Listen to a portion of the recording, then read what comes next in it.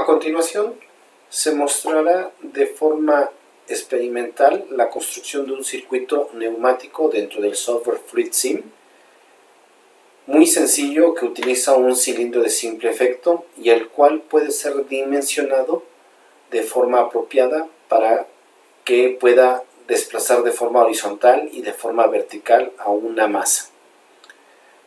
Como primer paso, ejecutaremos el software FluidSim y en el mismo software iremos construyendo nuestro circuito neumático. Una vez que hemos abierto FluidSim, tenemos nuestra área de trabajo, la cual deberá abrir un nuevo archivo que vamos a construir a continuación, y en él vamos a ir colocando los distintos componentes que necesitamos para el circuito neumático. Los componentes que utilizaremos en esta ocasión tienen que ver de la familia de neumática, así como un bloque que utilizaremos de lo que es el cajón de misceláneos. Dentro de los componentes neumáticos comenzamos con lo que son los elementos de suministro de aire, el cual para este circuito necesitamos una fuente de aire comprimido, necesitamos nuestra unidad de servicio de aire, y después de eso pasamos a lo que sería nuestro actuador. El actuador se trata de un cilindro de simple efecto, el cual lo vamos a colocar en este lugar, y el aire que va a provocar que el cilindro se extienda o se retraiga, pues obviamente vendrá desde la fuente de aire y ingresará por este lugar al cilindro. Para poder hacer una manipulación de lo que es el movimiento del cilindro, utilizaremos una válvula. Las válvulas a utilizar son del tipo direccional y para nuestro caso son las que están actuadas o operadas mecánicamente. La válvula para un cilindro de simple efecto más simple de utilizar es una válvula que le llamamos 3-2, y en esta ocasión utilizaremos una válvula 3-2 con interlock, es decir, con enclavamiento. Jalamos la válvula y la colocamos. Siguiente paso es hacer la conexión neumática de nuestro cilindro a través de lo que son los conductores, las mangueras que serían físicamente. La fuente llega al suministro de aire. La salida del aire ya filtrado y lubricado va hacia la válvula que redirecciona el aire de forma apropiada hacia el cilindro y que por lo tanto se conecta al cilindro. Cuando se opere de forma manual este botón, la válvula cambiará de posición permitiendo el flujo de aire hacia el cilindro, y cuando se vuelva a operar para desenclavar esta válvula, el efecto del resorte hará que el aire que se había almacenado en este lugar pues pueda retornar o pueda irse hacia lo que es la atmósfera. Configuremos nuestro cilindro. Nuestro cilindro es un cilindro, en esta ocasión ya por default viene que es un cilindro cuyo diámetro del pistón es de 20 milímetros, tiene un diámetro, un rodillo, un vástago de 8 milímetros de diámetro y una carrera máxima de 50 milímetros. El ángulo de montaje es horizontal, 0 grados, y el software de forma automática hace el cálculo de lo que viene a ser el área del pistón, el área del vástago, y también nos dice qué valores podemos simular. Las propiedades del dibujo aquí las podemos tener, podemos rotar el cilindro, pero por el momento lo vamos a dejar así. Podemos configurar el cilindro, que si va a ser hacia la izquierda, hacia la derecha, que si va a tener acoginamiento y cosas por el estilo. La posición inicial también puede ser configurada. Déjenme pasarme a la parte de lo que va a ser la carga externa. En este caso, este cilindro va a mover una carga de 10 kilogramos. 10 kilogramos que va a desplazar de forma horizontal. Como lo va a desplazar de forma horizontal, necesitamos seleccionar el material sobre el cual se está desplazando.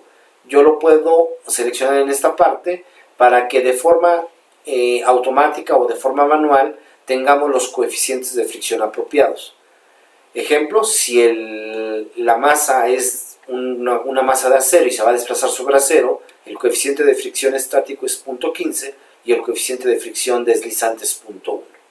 Estos dos valores el software los toma para simular el comportamiento del movimiento del vástago del cilindro. Usemos acero sobre acero. y la carga la pusimos en 10 kilogramos. Demos OK y estamos listos para hacer nuestra simulación. Antes de visualizar de forma animada cómo se desplaza el cilindro, es importante incluir en nuestro diagrama, en nuestro circuito neumático, un cuadro, un diagrama de estado que nos permita visualizar precisamente cómo se realiza el movimiento del cilindro. Hagamos un acercamiento para tener una mejor visualización de lo que está pasando. Y antes de hacer que las variables del cilindro aparezcan en este lugar, deme oportunidad de nombrar al cilindro. El cilindro voy a decir que es un actuador y por eso voy a utilizar esta etiqueta A1, es mi cilindro A1. No es necesario marcar la etiqueta, pero siempre es apropiado para poder identificar a quién pertenecen las distintas variables que nosotros vamos graficando en este lugar. Siguiente paso, tomamos el cilindro, lo arrastramos hacia el diagrama de estado y lo soltamos. ¿Qué sucede en ese momento? Se abre un cuadro de diálogo que me permite a mí configurar qué variables quiero observar en el diagrama de estado, el intervalo que voy a desplegar y las distintas columnas que también quiero estar observando. Por el momento vamos a observar la posición, la velocidad y la aceleración. Y nada más con el afán de hacerlo un poco más gráfico, vamos a cambiar los colores de los trazos que se van generando, que la posición sea en color azul, que la velocidad sea en color, pues se me ocurre rojo, y que la aceleración sea en color verde. Le damos OK, ya tenemos. Cuando yo le dé OK en este lugar, pues lo que va a suceder es precisamente que el diagrama de estado me muestra que en cada uno de los renglones va a aparecer para el cilindro que tiene la etiqueta 1, su posición, su velocidad y su aceleración. Listo, podemos arrancar nuestra simulación. La simulación se realiza aquí en este lugar poniendo el inicio, el play. Y recordemos que el aire está configurado para una presión de 6 bars. Observen, ahí está, 0.6 megapascales, 600 kilopascales, que equivale a 6 bars. Puede modificarse y ver cuál es el efecto de que la presión de aire esté variando. Le damos play. Y efectivamente, como el aire no ha alcanzado el cilindro, la posición del cilindro sigue siendo 0, la velocidad 0, la aceleración 0. Si yo cambio de posición la válvula, el aire alcanzará a pasar, el cilindro se va a desplazar y en ese momento ya vemos que alcanzó. Permítame poner una pausa en este momento para que nosotros podamos hacer un acercamiento a esta área, a esta parte de la gráfica y observar que en cuanto nosotros hicimos el pase de la posición de la válvula, se generó una aceleración provocada por la fuerza resultante, que la integral de esa aceleración me da la velocidad y la integral de esa velocidad me da la posición, hasta que alcanza la posición final, que es 50 milímetros. ¿Qué sucede si en nuestro siguiente instante de tiempo nosotros desactivamos la válvula? Obviamente el cilindro regresará a su posición. Observen ustedes cómo el avance es mucho más lento, es mucho más rápido que el retroceso. ¿Por qué? Porque en el avance la fuerza generada por la presión de aire es mucho mayor a la fuerza que oponen tanto la masa como lo que viene a ser la fuerza del resorte. Recuerden que hay una ecuación que me dice cuál es la fuerza neta que se está ejerciendo en el cilindro, y esa nosotros la podemos calcular mediante las ecuaciones que se vieron en clase y las cuales se repiten en este lugar. La fuerza neta que está ejerciendo el cilindro es igual a la fuerza efectiva del cilindro, presión por aire, presión por el área, la cual se calcula como pi por radio al cuadrado, porque es un cilindro, tiene una forma cilíndrica, y como nosotros conocemos el diámetro del cilindro, es posible ocupar esta ecuación, menos la fuerza de fricción provocada por ¿quién? Precisamente provocada por la masa que está sobre una superficie de acero y que provoca que no se mueva con la fuerza neta de lo que sería el puro cilindro, menos la fuerza del resorte. La fuerza de fricción se calcula mediante el coeficiente de fricción, el cual hay un instante que es estático y después que es dinámico, multiplicado por la fuerza normal que es mg, por el coseno del ángulo, donde el ángulo es la orientación de montaje del cilindro. Estas ecuaciones son importantes porque nos permiten nosotros saber cuál es la fuerza neta que está ejerciendo el cilindro. Si yo aumentara la masa y esta fuera superior a esta, la fuerza neta sería negativa y por lo tanto la masa no se movería. Veámoslo. ¿Qué pasa cuando aumentemos la masa, por ejemplo, a 20 kilogramos? Regresamos a FluidSim y ahora cambiemos, vamos a detener la simulación y vamos a cambiar la masa que está moviéndose en este. Vamos a ponerle 20 kilogramos. Con 20 kilogramos, pues observen ustedes que nuevamente yo puedo hacer que la masa se desplace en una dirección, pero observen qué curioso, cuando yo quito, automáticamente la masa del cilindro se queda, porque recuerden, la posición sigue siendo 50, porque recuerden que esa masa genera una fuerza de fricción superior a la que lograría el resorte. ¿Qué otra cosa podemos observar aquí? Bueno, lo que podemos observar es que no es lo mismo que el cilindro esté montado de forma horizontal a que esté de forma vertical. Asimismo, también puedo variar lo que vendría a ser la presión del aire, podría hacer cambios, podría dar doble clic aquí y decir que ahora quiero 5 bars, 4 bars, lo que quieran.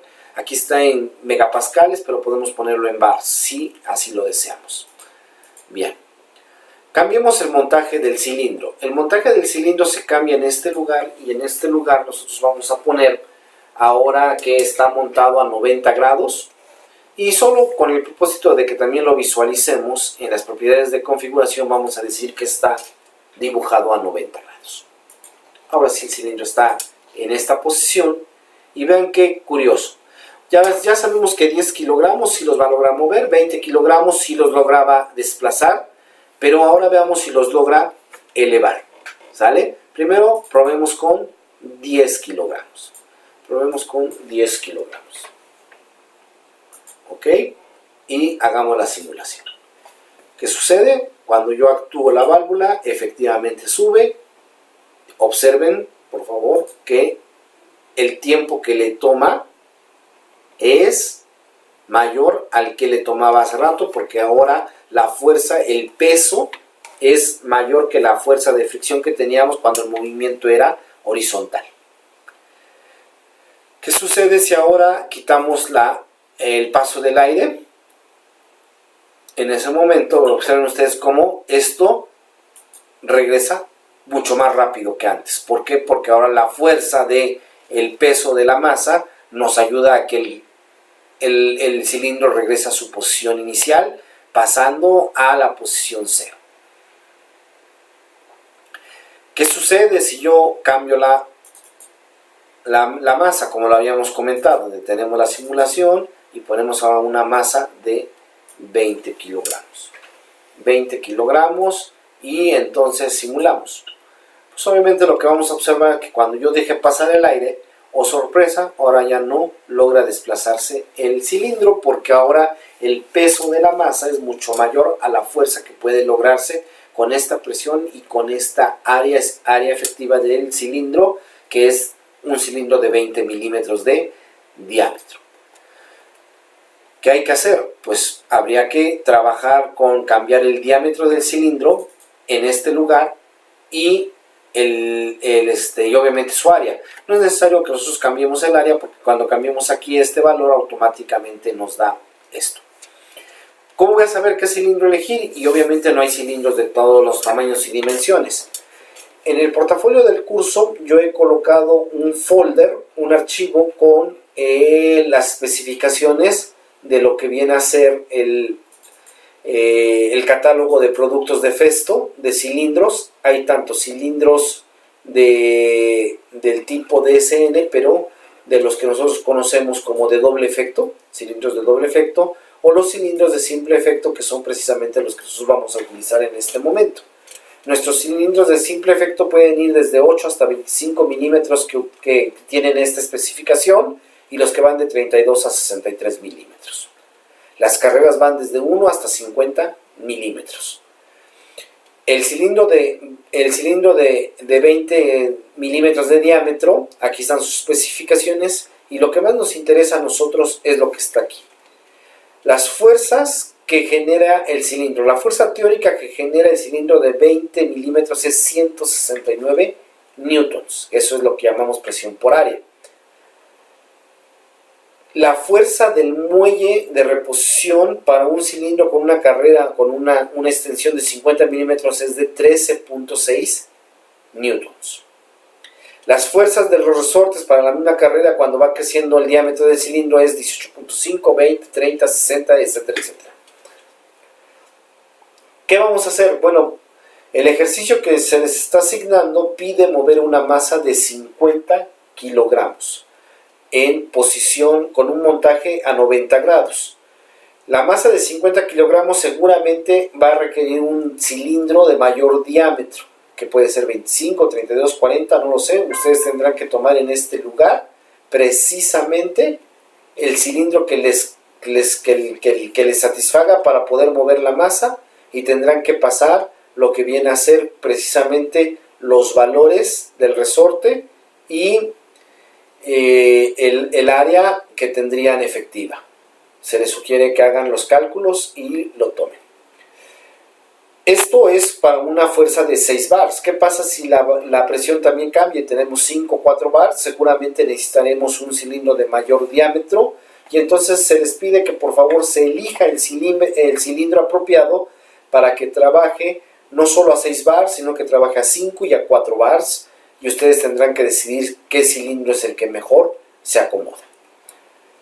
Cuando trabajemos con cilindros de doble efecto, ahí será importante también el diámetro del vástago, y en esos casos, pues obviamente lo que nosotros deberíamos de hacer es trabajar con los cilindros de doble efecto, como los que están en este lugar, y para ellos también están el diámetro del cilindro, y después en la parte de las especificaciones ustedes pueden encontrar algunas similares a las que teníamos, como en el cilindro de simple efecto, la fuerza teórica con 6 bars en avance, la fuerza teórica con 6 bars en retroceso. Por ejemplo, hay una diferencia.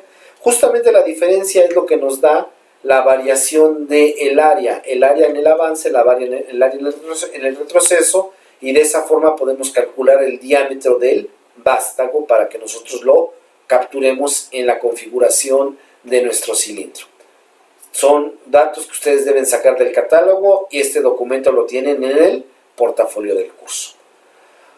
Regresemos a nuestra simulación. En este caso, para mover una carga de 20, pues yo ya hice mis cálculos y yo sé que un cilindro de 25 milímetros de diámetro, el cual en la hoja de especificaciones ya habíamos visto que uno de 25 milímetros está aquí y nos da una fuerza más o menos de 270 newtons, pues yo ya la puedo poner en este lugar. Observen que cambió el área. No necesito cambiar el diámetro del vástago porque es el mismo para el cilindro tanto de 20 como el de 25, así los puedo dejar. Ustedes a lo mejor van a tener que cambiarlo, y entonces veamos qué sucede. Le damos OK, simulamos, y observen ustedes cuando yo acciono esto. ¿Ya vieron? Efectivamente sube, y si yo lo quito, pues también baja. Por favor, observen que el tiempo de subida es mucho mayor que el tiempo de bajada. Aquí la fuerza que ejerce el cilindro debido a la presión del aire tiene que vencer tanto a la del resorte como a la masa, el peso de la masa. Cuando va bajando, pues obviamente baja muy rápido porque la presión de aire no hay, y el peso de la masa más la fuerza del resorte hace que regrese mucho más rápido. Voy a detener esta simulación y les quiero mostrar ahora cómo ampliar estos ejes para hacer mediciones. Por ejemplo, yo sé que me interesa medir de 2 a 4 segundos. Entonces yo puedo poner aquí que voy a ir de 2 hasta 4 segundos.